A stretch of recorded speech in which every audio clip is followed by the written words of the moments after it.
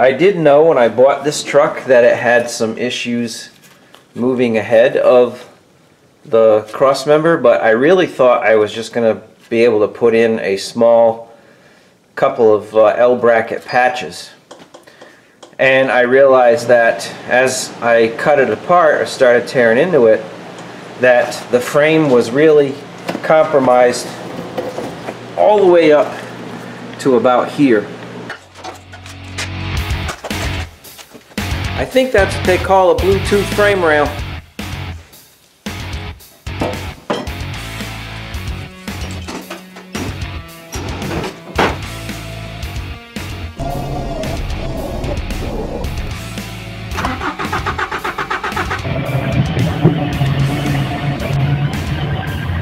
Well, Mazda fans, we got us a 92 B2200 extended cab.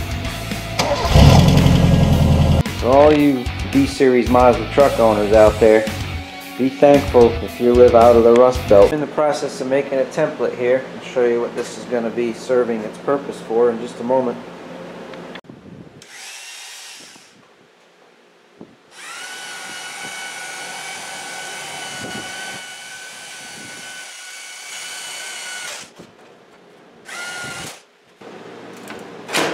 That's better. Get a nice cut all the way across. Do it one more time.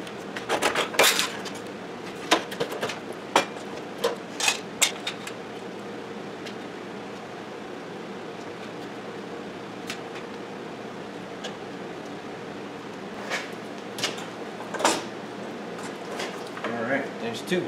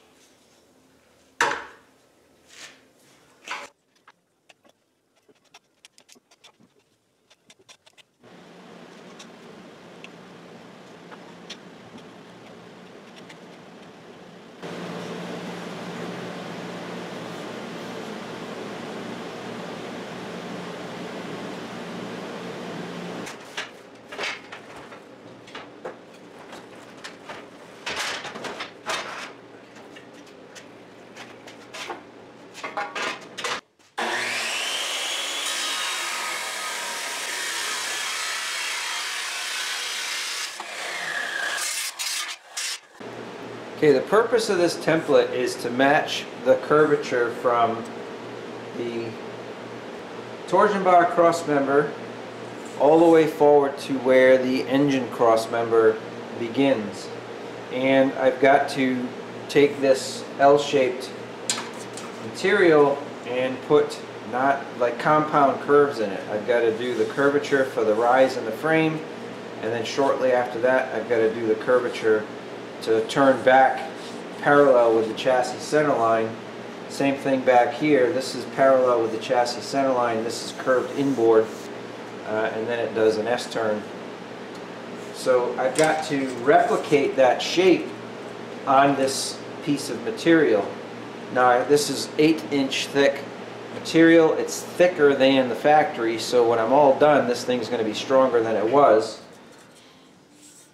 So how do you get this to turn like that? Well, I can't put this in the shrinker or the stretcher because that is for basically 30 thousandths maximum thickness, and this is 118 for 11 gauge steel. So what do you do? Well, you literally have to put some slices in the tube here in the manner in which you want it to turn. So rather than using cardboard templates, I've got to do this a couple of times, so I got to do a mirror image of this for the passenger side. So this is A-way. You know how you think of these things in the middle of the night when you're sleeping. This is kind of what I came up with as I was contemplating how am I going to approach this curved section of the frame. Knowing full well that I had to make slices, but where do you make the slices and how many times do you want to crawl into the truck to make it fit. So this template should minimize that. So what I'm going to do is I'm going to trace out where the curvature is to be, and I'll just use some 40 thousandths cutting discs to slice the tubing, not the tubing, but the L bracket, to make room for the material to move, and then, you know, I'll have to go back in and weld those seams up and smooth them out. So that's the plan. It's time to start slicing this up in the locations that's going to give me the curvature where I need it. Let's see how I make out.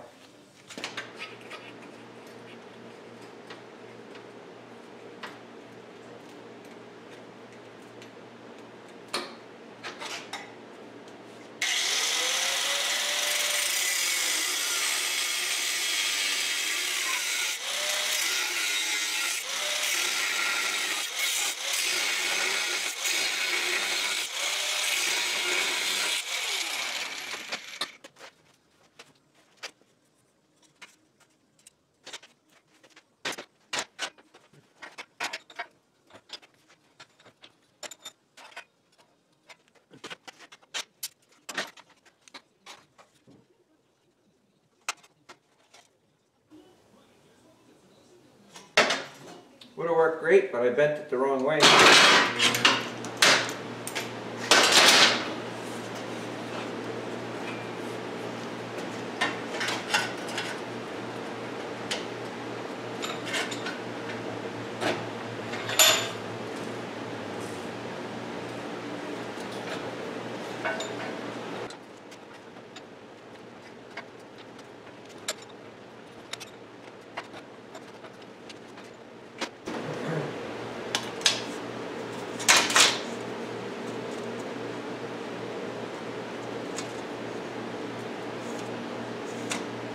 It looks a little more like it. Now if I can keep track of what I'm doing, I got to slice the long flange to make it turn upward. That's going to take a few more slices along a longer area, and then I got to slice the inboard side to get it turned back.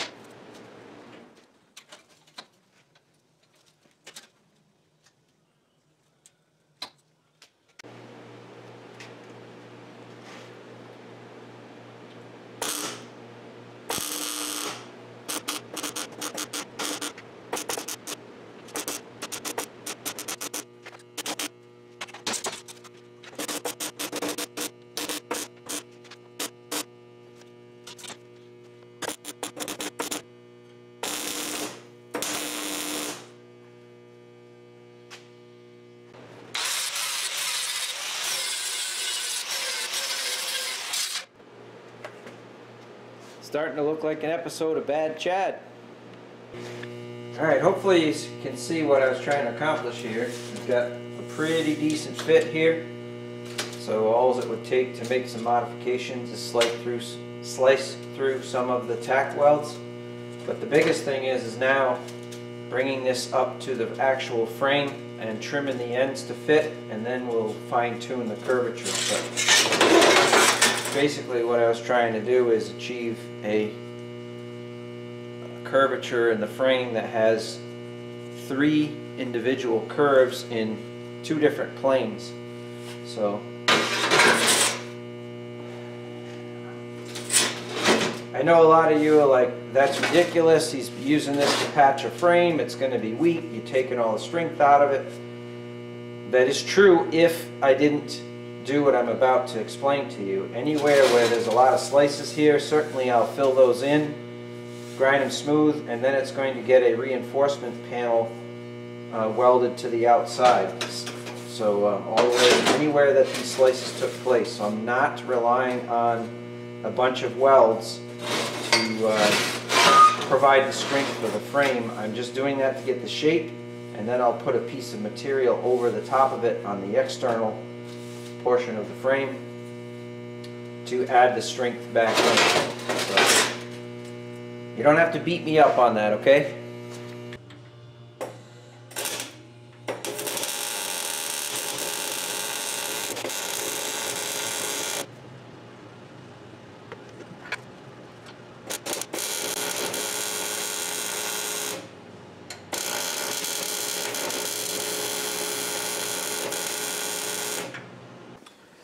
Alright, so I made a template for the outside of the frame on the driver's side, and this template I used the Eastwood stretcher and shrinker. And if you want to make an inside radius like this, you put it in the shrinker and it actually closes up this, it moves the metal, it pushes it close together, and it creates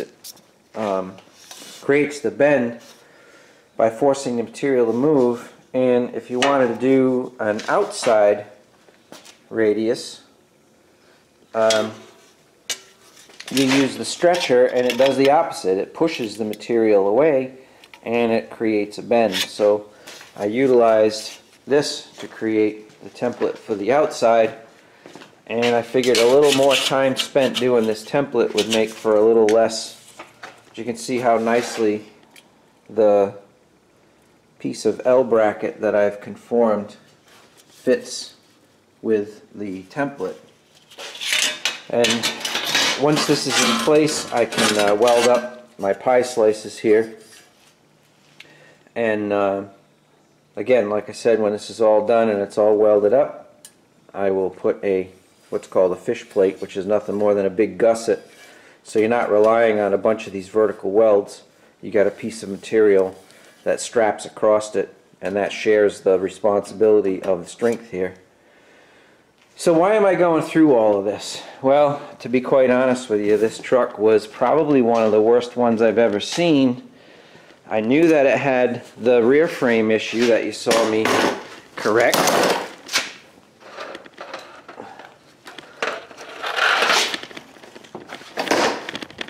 And we've got all that brand new material from the torsion bar cross member all the way to the back bumper, which was kind of fun.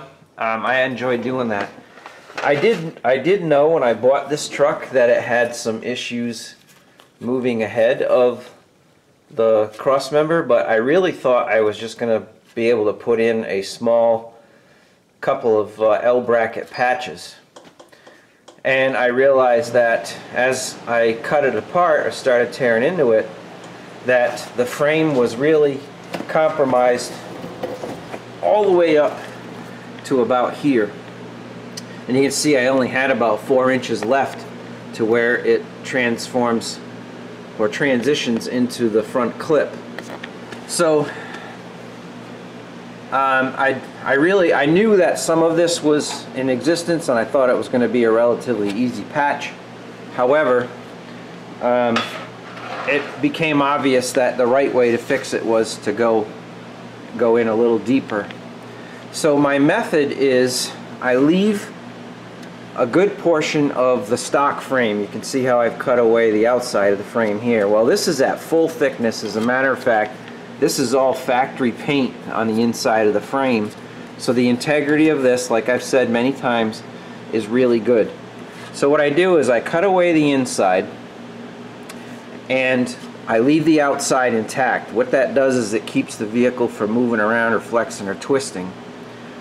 Then I replace it with the L bracket, and the L bracket is stitched in. You can see hopefully you can see that. You can see where my welds have penetrated and burned the paint off the inside. So that's all stitched in. So that gives a lot of integrity back to the frame, which gives you the ability to go and cut away the outside of the frame. And again, this is going to stop the frame from sagging or moving around. The cool thing about doing it this way is once you get the inside of the box replaced and then you cut away the outside, you kind of provide yourself the opportunity to go in and stitch weld some of the features back in. I'm going to go in and I'm going to weld wherever one of these old holes that allowed all that debris to come into the frame anyway.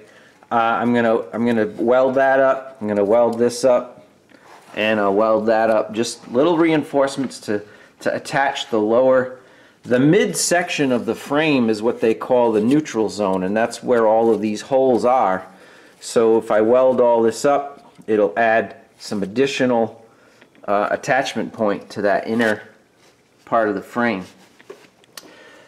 What I discovered is usually these things never have an issue with the holes in the frame this far forward, but the mice had gotten in here and built a mouse nest, and as soon as I cut into this frame, a whole bunch of acorns came out, and that nesting material, not necessarily the road grime and debris, is what started the process of this rusting out. So when this truck is done, it's basically going to have a full new frame from the front clip where it attaches just behind the suspension pickup points all the way to the back bumper.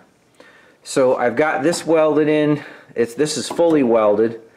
I've got my gusset on the outside, and I'm going to just go ahead and rosette weld all of these features along just to throw an additional insurance policy.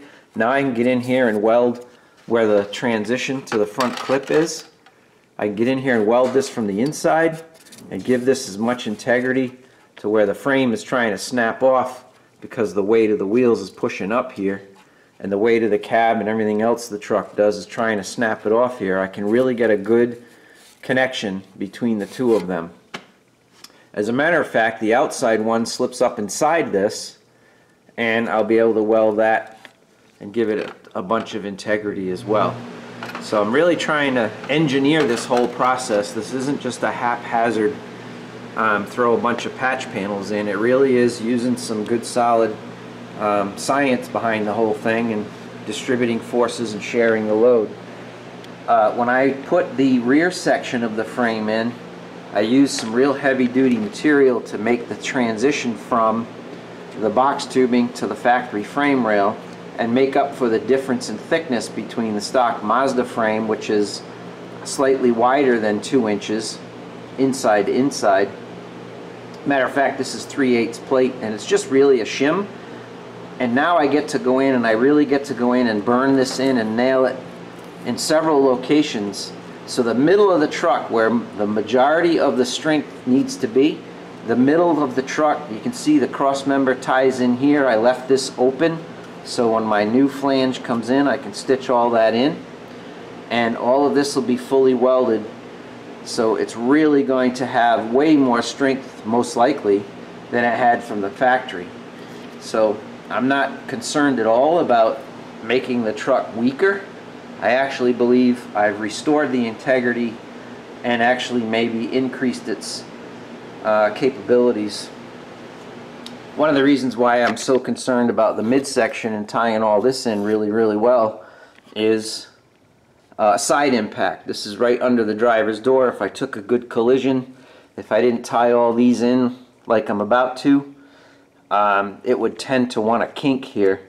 So I've got some of that side impact integrity put back in place. Now, should I be worried about that? Technically, I wouldn't have to, as long as this cross member was tied in correctly, the torsion bar cross member, which it is. It's all fully welded and it's reattached. Again, probably better than some of the factory welds were. So again, as many of you are probably saying a couple of things, this guy is nuts for saving this truck. I enjoy doing this. I like the challenge, and I really like taking something that is ready for the scrapyard and saving it. So that's kind of the reward that comes with this kind of a project. And I also like to use some of my skills and the knowledge that has come my way over the years. The other thing people are probably saying is, you ruined this truck, you made it weaker, there's no way it's going to be stronger. And I'm convinced that that's not the case. I'm using the same thickness as the factory outside of the frame, and believe it or not, the inside of the frame is really just sheet metal from the factory, and I've replaced that with thicker, the same thickness of the material as the outside of the frame was from the factory. So anyway, I know those two reasons are probably something that everybody is saying about this, but first of all, if you like it, personally, I like doing this stuff. Like I said, I like the knowledge that it's done to the best of my ability and it's going to be safe, and I would have no problem, you know, carrying my grandkids in this truck, or you know, letting somebody borrow it, or you know, taking my wife out for a ride in it or whatever. So it should provide us with a lot of years of service. Overall, the truck is in pretty decent shape. So the frame is always been the reason why these trucks are retired, especially in the Northeast. So if I solve that issue, apparently the motor has not too many miles on it for the year of the vehicle, and the drivetrain seems to be pretty solid. So alright, now I got to burn some wire, get this all stitched in, and then I'll show you the outside once that's all fit. So the other thing by having this outside of the frame cut open, as I was able to throw some self-etching primer all the way up to the top. So that should help preserve it a little bit. The plan is, once this is fully welded, I will purposefully drill a hole in the side of the frame so I can pour some enamel in there and just let it, I'll do it way up high like up here, pour some enamel in there and just let it flow down and stay in there. The important thing is to coat the bottom part of the frame, so prevent all of that from happening again. So, alright, time to fit this outside piece and get it stitched in.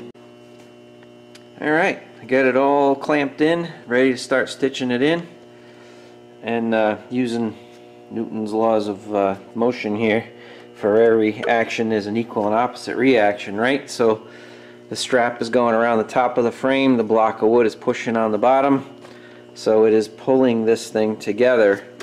If I tried to put a jack on the ground and jack up on it, it would just disturb the frame and maybe put some pressure on the frame to make it conform to a shape that I didn't want to. So got it all clamped in place, so it's time to start burning it in. Alright, so here's the finished product on the inside.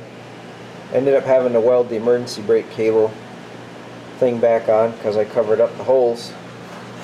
And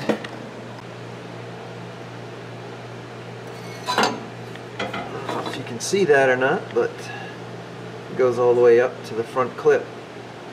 I had a buddy of mine copy the original exhaust pipe, and man, did he do a nice job. I brought him from the manifold all the way back to the to where the muffler was, and I was even able to put the factory hangers on right on the pipe, right exactly where they belong, and he really did a good job matching it up. So we'll have a new exhaust on this thing as well. So I'm gonna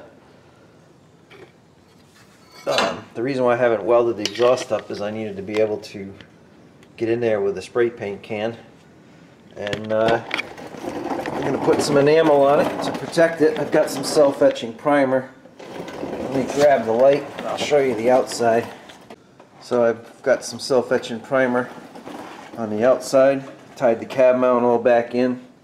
There's the gusset or fish plate for the bend section, and then it goes all the way up and it's tied into the front clip up there. So that's pretty much the finished product. So I'm gonna throw some enamel on it. I removed the torsion bar so I could access the back side of the frame. It made life tremendously easier. So once I get the exhaust pipe and the muffler installed, I'll put the torsion bar back in. I'm going to leave it out because I'm going to weld the exhaust pipe to the manifold, kind of like the factory did right there. So I'm going to spray some paint on it now while I work on the back of the truck, getting the exhaust system straightened out. Alright, we got the frame all painted up, 2 coats of enamel, and I just did the exhaust. So now let's do a startup and see how this muffler sounds. Alright, I don't even know where this muffler came from. It came off a junk car or something that I got rid of, so let's see how it sounds.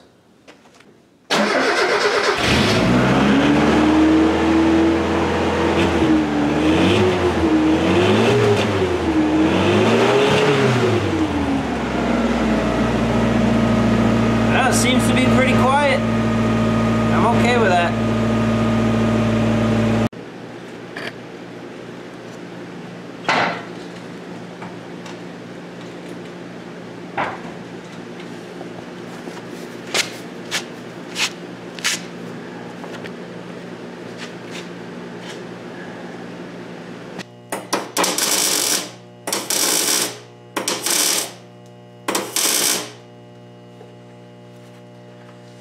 Hey folks, thanks for watching. Hit the subscribe, the like button. You know what to do. Thanks again. See you in the next video.